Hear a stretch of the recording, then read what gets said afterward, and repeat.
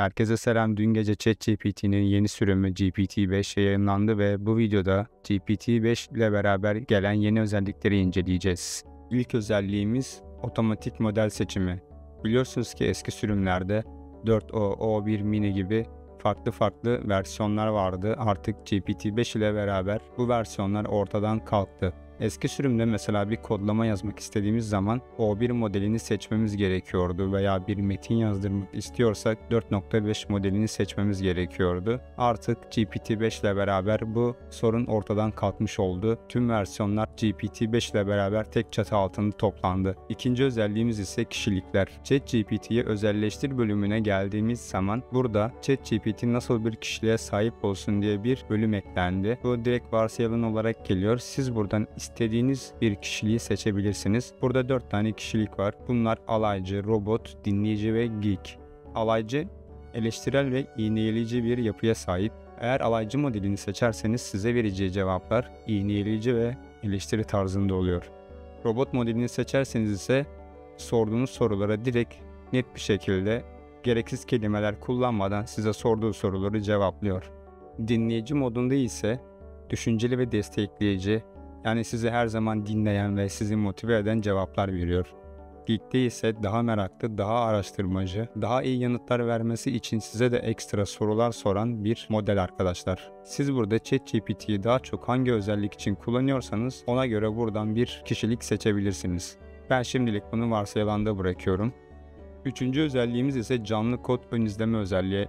Eski sürümlerde ChatGPT'ye bir kod yazmasını istediğiniz zaman size sadece kodu yazıyordu ve siz sadece o kodu alıp farklı platformlarda veya bir metin dosyası oluşturup bunu HTML'e dönüştürerek kodu çalıştırabiliyordunuz. Ama şimdi artık direkt ChatGPT'ye bir kod yazmasını istediğimiz zaman bize direkt o kodu çalıştırıp gösterecek. Mesela burada GPT-5'in yapmış olduğu örnek oyunlar var. Mesela bir top oyunu yapılmış. Bakalım top oyununa. Buradan start dedim.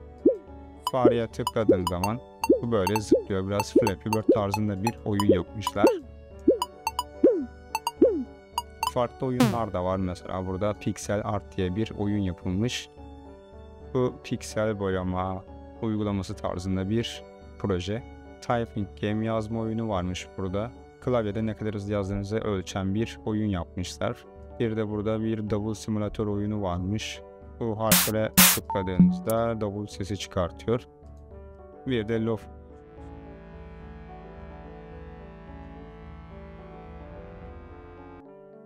Mesela bunların bakın altında promptları da var. Bu promptları alıp ChatGPT'de deneyebilirsiniz. Bu promptu GPT-5'e yazdığınız zaman size bu oyunun aynısını yapacaktır. Bir diğer özelliğimiz ise ChatGPT'yi özelleştirme. Buradan ayarlar kısmına geldiğiniz zaman burada vurgu rengi diye bir bölüm var. Buradan istediğiniz rengi seçebiliyorsunuz. Burası sizin sohbetteki kutucuğunuzun rengini belirliyor. Mesela ben burada mavi yapmışım.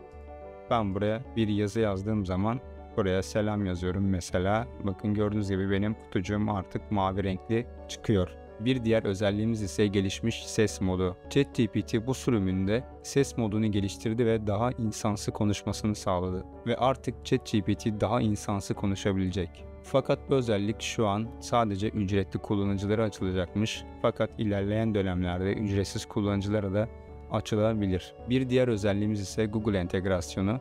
Artık ChatGPT hesabımızı Google'la entegre edebileceğiz ve bu sayede Gmail'lerimizi ve Google takvimlerimizi paylaştığımız zaman ChatGPT bize plan yapmada yardımcı olabilecek veya maillerimiz hakkında bilgi verebilecek. Bir diğer özelliğimiz ise halüsinasyonlarla ilgili. Halüsinasyonlar ChatGPT'nin yalan bir haberi sanki doğruymuş gibi bizlere sunması oluyor. Artık ChatGPT bu konuda biraz daha geliştirildi ve yalan haberleri anlamada daha uzmanlaştı. Yapay genel zekaya adım adım ilerlediğimizi söyleyen Sam Altman, GPT-5'i uzman bir profesör olarak görüyor. Yani GPT-4 daha önce bir üniversite öğrencisi ise GPT-5 bir akademisyen diyor. ChatGPT hala öğrenme aşamasında ve insanlar gibi geniş yelpazede düşünebilen, öğrenebilen ve farklı konular arasında bağ kurabilen bir zekaya ulaşmasına çok az kaldığını söylüyor Sam Altman. Videomuz bu kadardı arkadaşlar. Beni izlediğiniz için teşekkür ederim. Umarım video yararlı olmuştur. Videomu beğendiyseniz bir like atmayı, yorum yazmayı ve kanalıma abone olmayı unutmayın. Bir sonraki videoda görüşürüz. Hoşça kalın.